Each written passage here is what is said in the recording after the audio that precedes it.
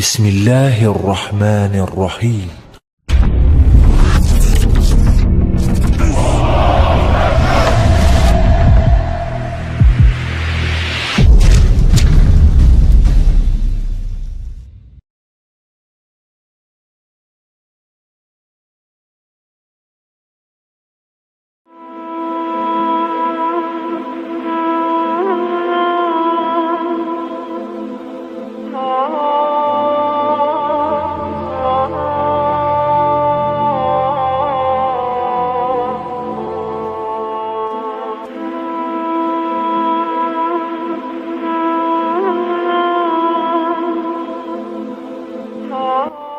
Bismillahirrahmanirrahim. Assalamualaikum warahmatullahi wabarakatuh. Kali ini saya akan membahas sejarah mengenai peradaban bangsa Anatolia. Kalau saat ini kita lihat bangsa Anatolia ini berada di wilayah Turki. Nah, langsung saja kita masuk kepada pembahasannya. Jauh berabad-abad yang lampau, daratan Asia Kecil atau Anatolia dihuni oleh masyarakat Romawi dan Yunani kuno. Di antara mereka terdapat bangsa Hatti, kemudian bangsa Huria, kemudian bangsa Iberia, kemudian bangsa Lydia, dan bangsa Galatia. Dan bahasa yang mereka pertuturkan pun dulunya masuk dalam rumpun bahasa Indo-Eropa. Akan tetapi, pemandangan tersebut kini berubah drastis, di mana tanah Anatolia kini hampir seluruhnya dihuni oleh orang-orang yang menamai diri mereka sebagai bangsa Turki. Meski sisa-sisa peninggalan peradaban Romawi dan Yunani kuno masih dapat kita jumpai di Anatolia, nilai-nilai yang mengakar di tengah-tengah masyarakat di kawasan tersebut hari ini hampir sepenuhnya adalah milik Turki, mulai dari bahasa, kesenian, hingga adat istiadat mereka. Nah, perubahan kultur masyarakat Anatolia dari corak Indo-Eropa menjadi Turki seperti sekarang ini tidak terjadi begitu saja, melainkan melalui proses asimilasi yang memakan waktu yang sangat panjang, di mana para ahli antropologi menyebutnya dengan nama proses asimilasi dengan istilah Turkification alias Turkifikasi. Nah, kemudian sejarah Turkifikasi Anatolia ini dimulai dari kedatangan bangsa Turki di Asia Kecil pada abad ke-11 silam. Setelah itu Tughril Bek, sang pendiri Kesultanan Turki Seljuk, ditugaskan Khalifah Al-Qaim dari dinasti Abbasiyah untuk menghambat pengaruh kekaisaran Bizantium di wilayah utara kekhalifahan Islam.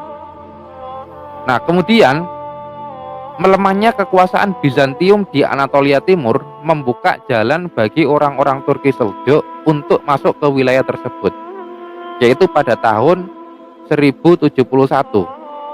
Nah, putra Tughril Bek dan Alp Arslan akhirnya berhasil mengalahkan pasukan Bizantium.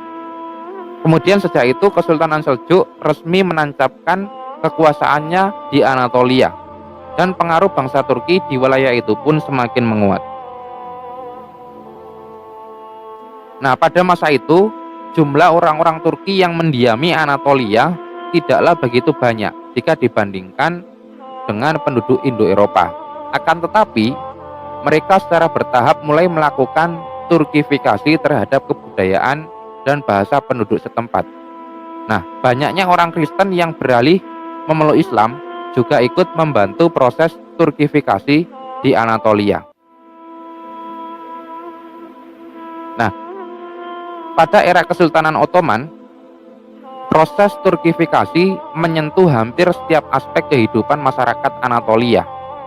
Adanya ikatan perkawinan antara orang Turki dan non-Turki melahirkan generasi masyarakat baru di wilayah tersebut.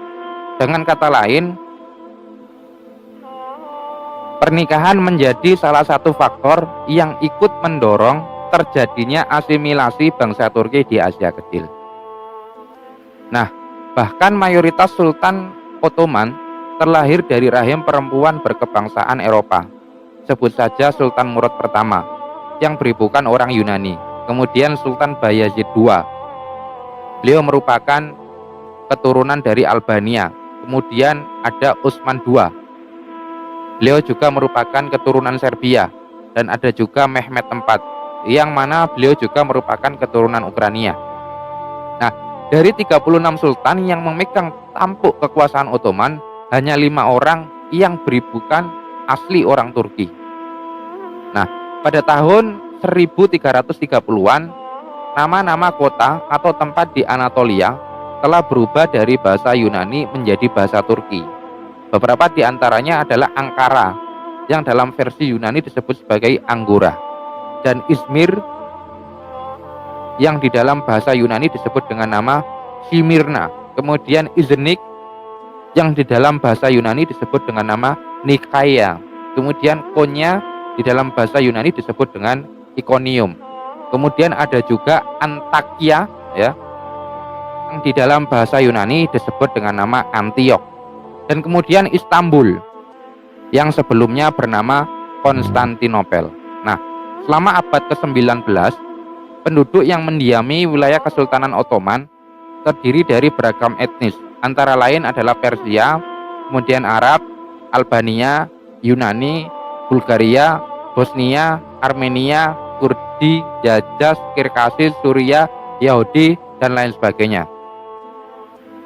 Dan bahasa Turki menjadi semacam bahasa pemersatu bagi masyarakat majemuk tersebut, terutama di kalangan istana. Selanjutnya yaitu mengenai orang Anatolia kuno. Nah, orang-orang Anatolia kuno adalah kelompok bangsa Indo-Eropa yang berbeda, di mana mereka berbicara menggunakan bahasa Anatolia dan memiliki kesamaan budaya dengan bangsa Indo-Eropa. Bahasa yang digunakan oleh orang Anatolia merupakan cabang dari keluarga bahasa Indo-Eropa yang lebih besar dari cabang bahasa Indo-Eropa lainnya.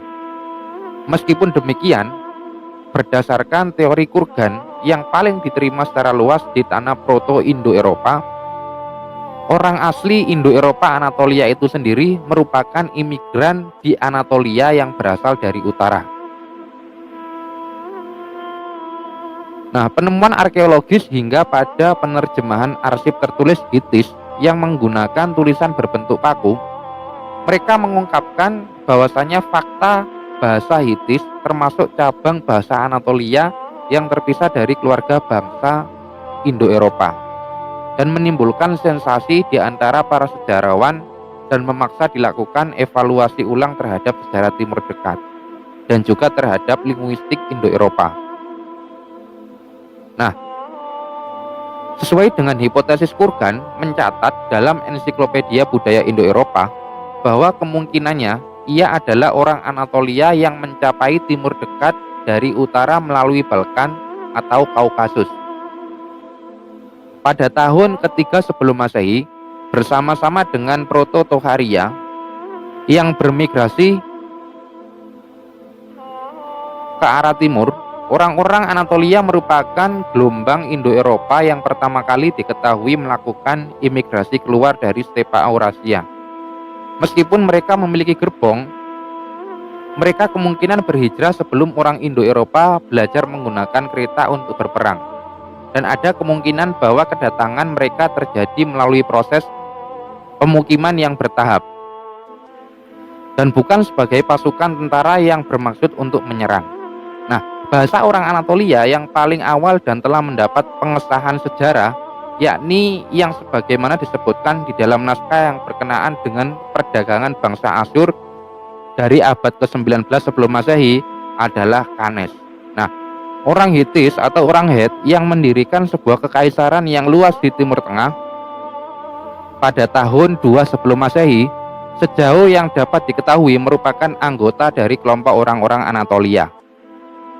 Setelah beberapa tahun, tanah orang-orang Anatolia sering diserang oleh sejumlah bangsa serta kerajaan, antara lain oleh kerajaan Pigria, orang-orang Britania, orang-orang Mede, suku Persia, bangsa Yunani, orang-orang Galatia Celtic, kekaisaran Romawi, dan dinasti Seljuk. Nah, Banyak dari penjajah tersebut yang kemudian hidup menetap di Anatolia dan seringkali menjadi penyebabnya kepunahan bahasa Anatolia. Dan pada abad pertengahan, bahasa Anatolia dan budaya yang terkait dengannya mengalami kepunahan. Namun hasil analisis genetik terhadap populasi modern menunjukkan bahwa gen orang-orang Anatolia masa lampau masih ada dalam keturunan bangsa mereka, seperti halnya orang-orang Turki, orang-orang Iran, orang-orang Kurdi, dan orang-orang Armenia. Nah, adapun daftar orang Anatolia masa lampau adalah bangsa Karya, kemudian bangsa Het, bangsa Asaurian, kemudian bangsa Luwian, bangsa Likaunia, bangsa Lisian, bangsa Lydia, bangsa Mesia, bangsa Palasia, bangsa Pamfilia, bangsa Pisidia, dan bangsa Sidian. Ini merupakan daftar dari bangsa-bangsa yang pernah menetap di Anatolia. Nah, demikian yang dapat saya sampaikan. Semoga menambah wawasan kita semua dan kita juga dapat mengetahui sejarah-sejarah terdahulu yang berkaitan dengan peradaban kuno yang kemudian beralih kepada peradaban pertengahan. Demikian yang dapat saya sampaikan. Wassalamualaikum warahmatullahi wabarakatuh.